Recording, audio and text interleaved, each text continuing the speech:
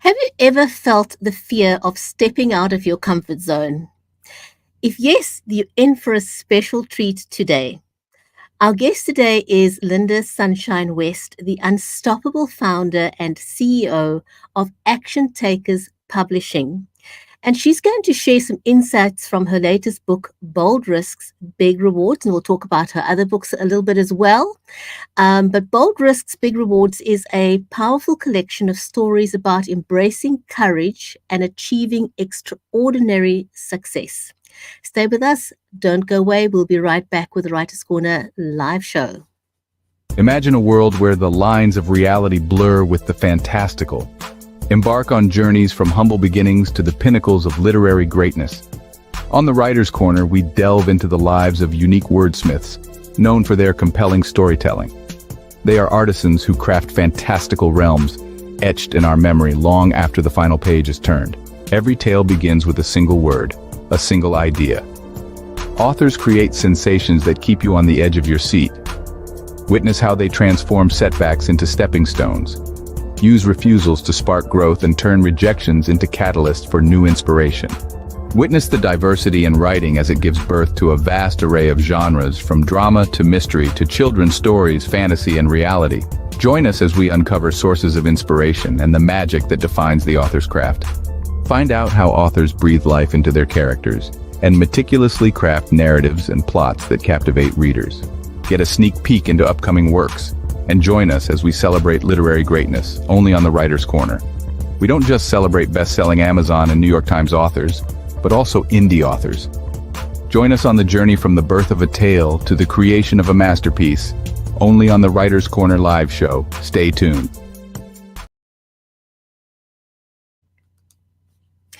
If you have just joined us, then welcome to the Writer's Corner live show. And if you are not yet following us on all our social media channels, please go ahead and do that and subscribe on our YouTube channel. If you haven't met me yet, I'm Brigitte Lynda from Cape Town in South Africa. And in today's show, Mary and I are going to be talking to Lynda Sunshine West. Our live stream is brought to you proudly by Creative Edge, StreamYard, and BeLive Media. But before we invite the amazing Lynda Sunshine West to come and join us on screen, I want to first say hello to my friend and co-host, Mary Elizabeth Jackson. And if you haven't met Mary yet, we've been live and streaming together for the last 6 years on the Writer's Corner live show. And she's a 5-time #1 Amazon best-selling author and certified special needs and disabilities advocate. And she's dedicated her entire life to empowering underrepresented voices through her writing and her advocacy. Mary, how are you today? I'm good. How are you doing? And you've got all your red going, and we're very excited to be here. We are 6 years. We are planning to do a show that we have everybody that we can get on, right? There's so many. How many did you count? How many authors have we interviewed over 6 years? You know, it's about 300 authors. That's a lot of authors over the last 6 years. Yeah, a lot of journeys. And we have one of our favorites on today.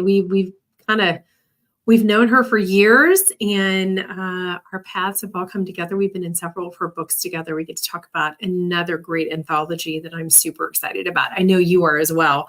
And it's fun to be able to be on this journey together. I know. I'm quite excited that we have Lynda on the show today because she's been a huge part of our journey. Mm-hmm. But, I'm going to let her tell you more about that if you're watching the show, and thank you for joining us on all the social media channels where we are live. But if you have not yet met Lynda Sunshine West, she is the unstoppable force behind Action Takers Publishing. And as the founder and CEO, her mission is to empower a whopping 5 million men and women to share their stories with the world. And I can tell you she's totally on track. She's affectionately known as the Queen of Collaboration.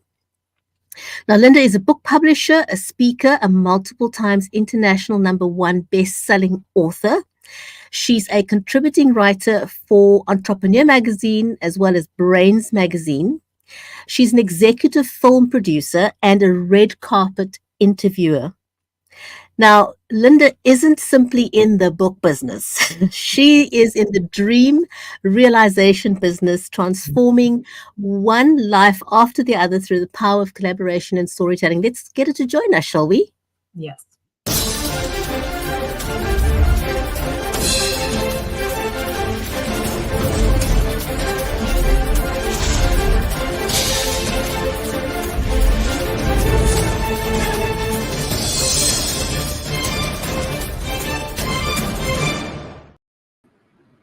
Hi. I always feel famous when that introduction comes up. So here I am. Well, you are. Welcome. Everybody else doesn't know it yet, but you already are famous. They're going to know.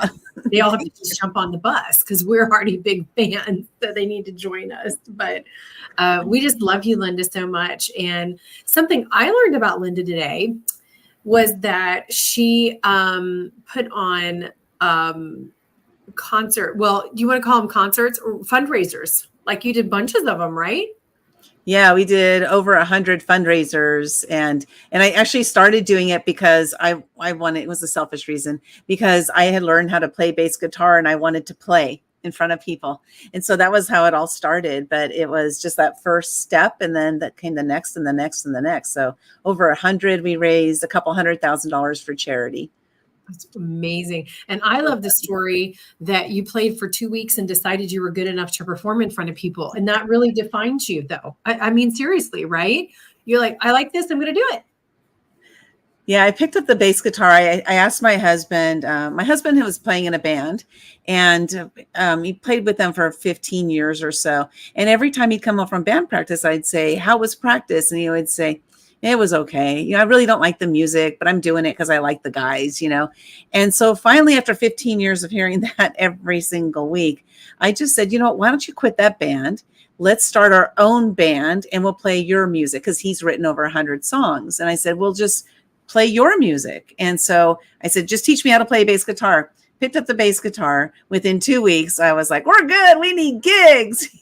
It was kind of like that ignorant confidence, you know, that I had. Because I was having so much fun that I just wanted to play out. And so I took that action step to do it. I knew that we couldn't get gigs somewhere because we didn't have, and we'd only been playing for 2 weeks, who would bring us in.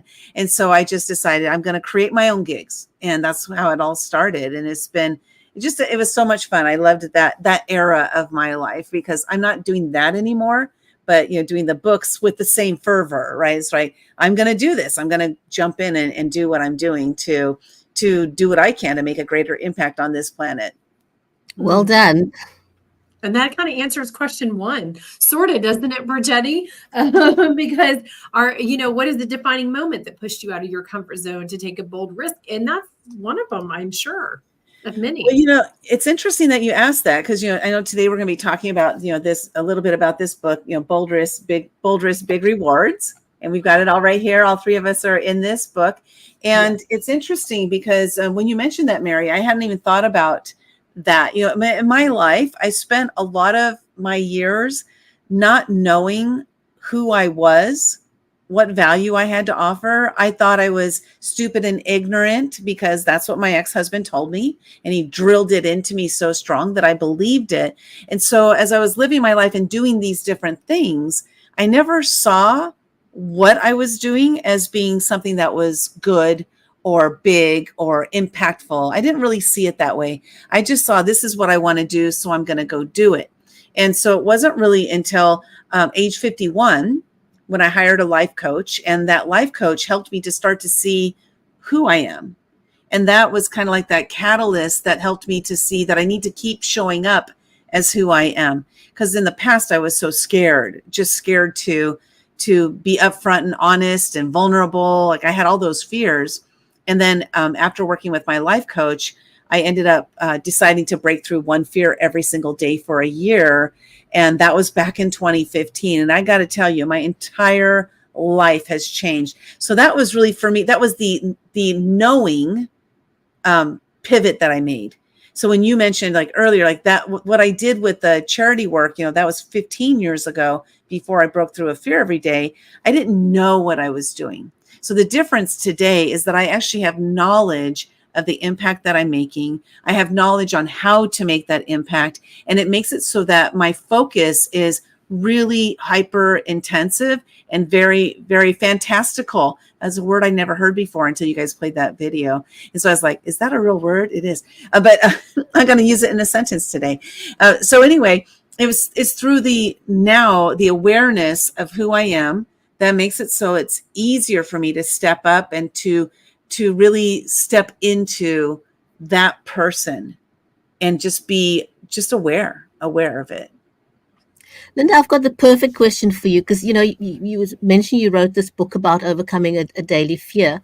What do you believe is the most significant barrier to people sharing their stories, but how can they overcome it? Yeah, this is a big one.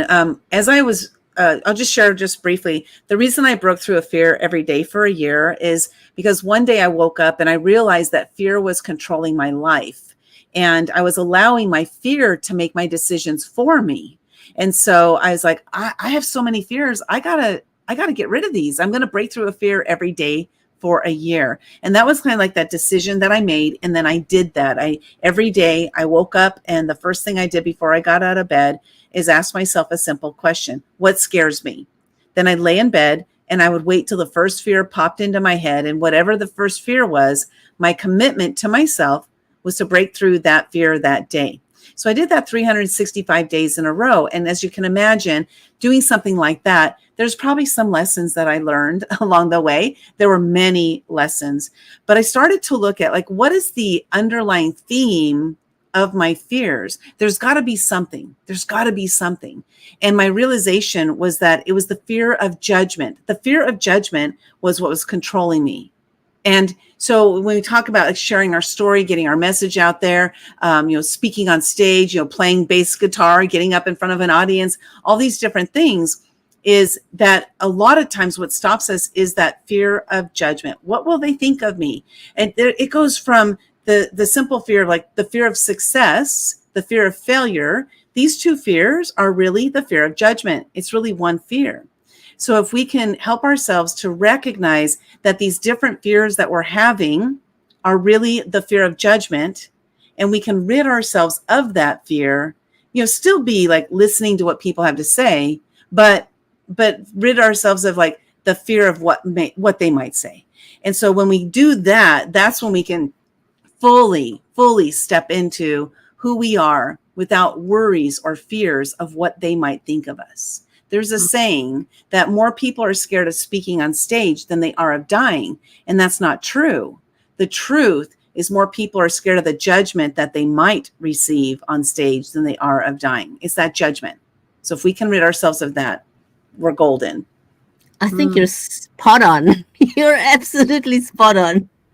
True, absolutely true. But now, in constructive feedback from someone is something we should welcome, because it's usually there, right? Usually to help us be better, even better, on that step. But I would agree with you too. And yes, we're learning. I'd like to share something on that, because during that year, one of my things was to be open to criticism. And so I said, from this point forward, I'm open to criticism. I say these same statements all the time, stuff like this. I don't know where they come from and why I do this to myself, but I do. Okay, so later on that day, I didn't know that I was going to have criticism come my way. I didn't know. And so this woman came up to me and she said something to me. And in the past, it would have just eaten me alive. It would have hurt my feelings. I probably would have run off crying, all these different emotions that would have come up because she was criticizing me to my face. But that moment, because I had been accepting to all criticism, I said, thank you. And that's all I said was thank you. Because now I can take everything she said. And if I'm not listening with a fear around it or taking it personally, because a lot of times we take these criticisms, we take them personally. And if I don't take it that way, it doesn't matter how she's saying it. It doesn't matter how she intended it. What matters is how I interpret it and what I'm going to do with that. And so what I said, thank you, I took the information she said and I said, you know what? This one thing she said is something I can learn from. But if I had been closed off because like, here she's judging me, if I had been like all crazy minded about it, I wouldn't have heard that one nugget that she said that was so brilliant. And I really do thank her for having the courage to say something to me. I didn't like what she said, but I listened. And here's the thing, like people, I hear people say things like, I don't care what other people say. And for me, I do care what other people say because I'm a huge advocate for you speaking your voice. And if I'm an advocate for that, I need to care what other people say.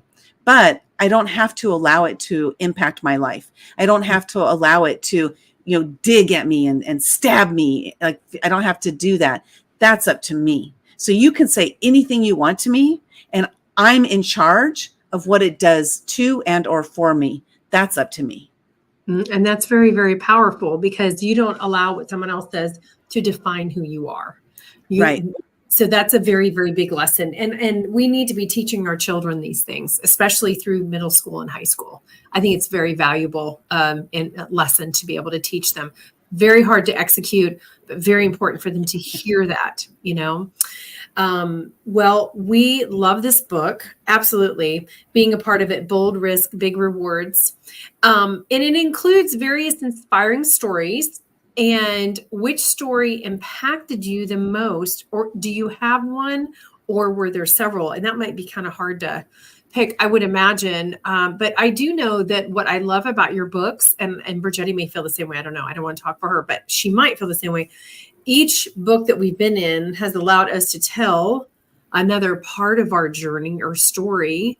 And it's sort of been really freeing because some of those things, some of us have never spoken about publicly, right? Yeah. And, picking my favorite would be like picking your favorite child, Mary. You can't do that. I know, right? I know, that's what I was thinking. So what I will share is my chapter is called Leap into Legacy. And this was an interesting thing for me because I never looked at my life as leaving a legacy behind. I never really saw the importance of that, or like, why should we even care about what happens when we're dead? That's kind of like how I lived my life. But then as I started doing more and, publishing more and more books, and I came up with this mission to empower 5 million women and men to share their stories with the world to make a greater impact. That was when I had that epiphany that I'm building a legacy. My company is not like a fly-by-night, flash in the pan type of thing. It is really about leaving a legacy behind of empowering all those people to share their stories. I mean, that is something that I most likely, 5 million is a lot. I most likely won't hit that number while I'm still breathing. And that's when I had that realization that I am building legacy right now. And so I'll just say my chapter is my favorite because that way I don't have to choose one. Amazing, amazing, amazing. Oh my goodness. So it's interesting that, you've chosen the path of collaboration books. How do you help people cultivate the culture of collaboration? And what are some of the benefits that you've seen using this methodology? Yeah, definitely the collaboration is a big thing for me. When I hired a life coach back in 2014, and when I worked with her, one of the things she helped me to realize is like who I am, my essence, like my core essence as a human being. And one of those things was a community builder. It's just who I am. When I started playing bass guitar, I'm going to bring together all these bands and we're going to raise money. So it's always been about building community for me. So now that I had that as my focus, now I know that this is something that I do. It's natural for me. Now I was able to start focusing on that. So it was natural for me that when I did my very first book that I did, I wrote my own solo book. But then after that, the very first book I put together was a collaboration book. I was basically following in my mentor's footsteps because he wrote a book that I was in called Footsteps of the Fearless while I was breaking through a fear every day that year. And it was through him writing a book, that was a collaboration book. By then he had done like 60 of them already. But through being in his book, it helped me to see the power of bringing people together to share their stories. And then what we do beyond that, it's like, what do we do beyond that? Well, we invite them to come together and connect with each other through networking events. Again, community, building community around not only the book itself, but community around our entire community of authors. And so what I love about these books is that they're theme oriented. And because it's a theme, you already know that the people you're in the book with are like-minded people. So no matter what the theme is, like we using this book as an example, Bold Risks, Big Rewards, this one is every single person in this book knows that they took a bold risk. They know that they got a big reward from it. And then this makes them more likely to be able to connect with each other, to be able to share their stories. And it's really through the themes of the books that really fuels me forward. I love creating these themes. Yes, absolutely amazing. And, and you may have more to add to that, because we wanted to ask you, what is the most rewarding aspect for you of helping others publish their stories?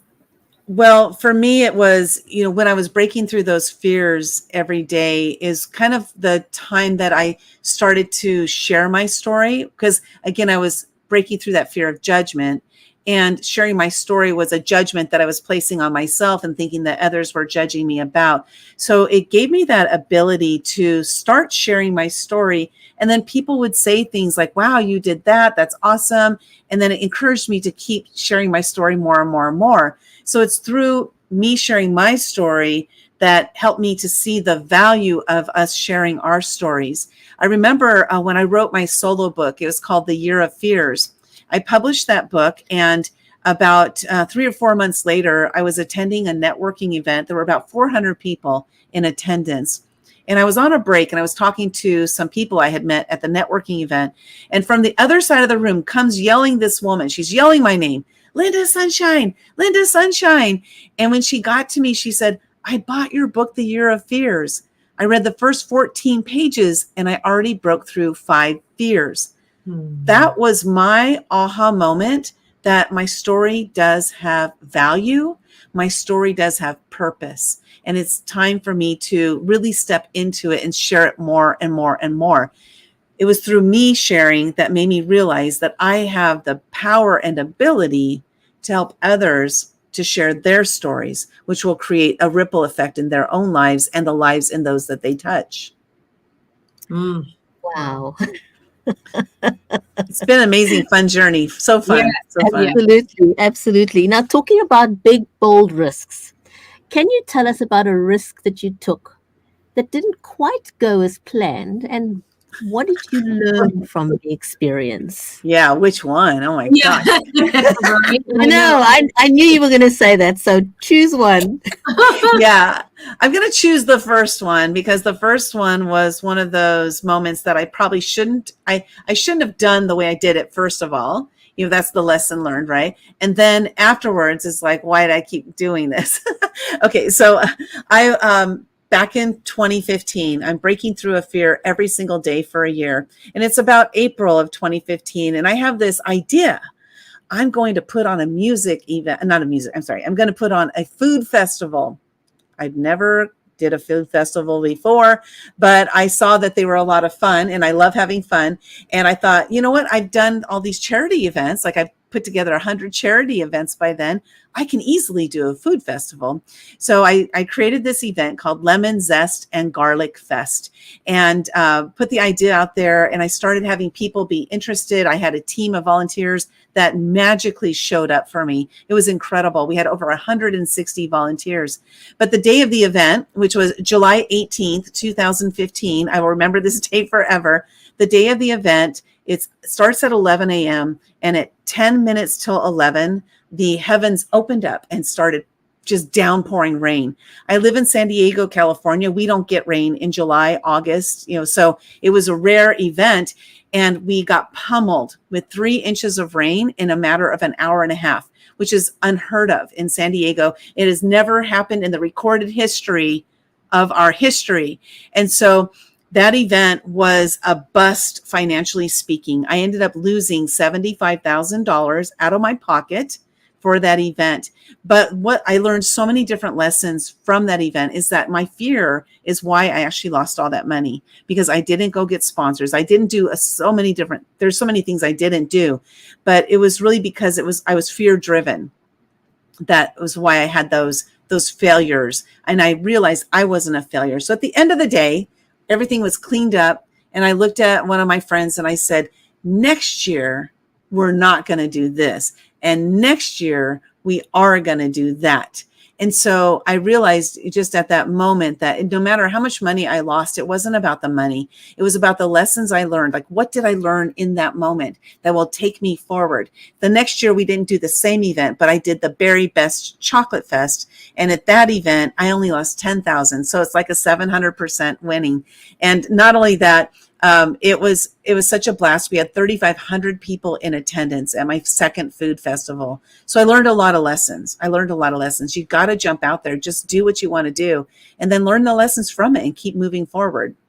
Amen. Well, as Nike says, just do it, right? That's what I would say. Yep. As Nike says, just do it. Well, do it because you're scared. Right. Do it. Right. You always say do it because you're scared. Yeah. Do we have time for one more question? I think we can. Yeah, we've got 2 minutes. So, Lynda. All right, Lynda, you got to be quick. I don't know. This is the big one. All right. How do you balance your roles? Ooh, publisher, author, executive film producer, and maintain your vision of collaboration? Well, I maintain my vision first. That's how. It's that the vision is always there. I always know that that's what I'm focusing on. I don't know about balance. I don't know what that means. I don't have balance in my life, and I'm okay with that. That's the one thing I realized, like work-life balance. Like I was like, who wants work-life balance? I want life to be like way up here. I don't work, so what I do, there's that saying, do what you love. You'll never work a day in your life. And that is exactly what I'm doing. So I'm way off kilter with balance, but it's what fuels me. And I love what I do. Amen. Good. Wise advice and words. Yes. Find what you love. Yeah. It's been amazing. Mm-hmm. Oh my goodness. It's a wild ride. Lynda, I didn't plan to ask you this question, but I'm going to ask you, how are you doing with reaching your target of 5 million people? Are you on track? I don't know about on track, because we'll still keep doing it when I'm gone. So right now we're a little over 500 authors. We had to start with that first one, a little over 500 authors. It's been 3 years exactly. So, but we're picking up the pace, because I have a new something called our influencer program that we don't have time to go into today. But through our influencer program, we should be able to publish anywhere from 1,000 to 3,000 authors a year. Wow. Okay, I was going to ask you about that. All right, we're cheering you on. Anybody out there who wants to be in a book, you got to contact Lynda. Oh my goodness. Anybody out there, if you're watching this show and you've never been published, if you're scared of getting published, you're afraid of the overwhelm, a collaboration book is the best, the most fun, and the easiest way to get not just published, but to become an international best-selling author, because Lynda has got the blueprint all worked out. She does everything for you. You submit your chapter and Bob's your uncle. She makes all the magic happen in the background. So please do reach out to Lynda of Action Takes Us Publishing if that's your goal. Well, we're out of time. It's been 30 minutes of lots of fun. And Lynda, we'd always love to have you back on our show. So thank you for joining us and taking the time out to share your story with our audience. And so from us, that's a wrap for today. And we'll see you next week on another episode of the Writer's Corner live show. Thank you. Thank you for joining us on the Writer's Corner live show. 30 minutes of insightful author conversations with some of the biggest names in the industry, including award-winning authors and international indie sensations. Join us on the next episode of the Writer's Corner live show.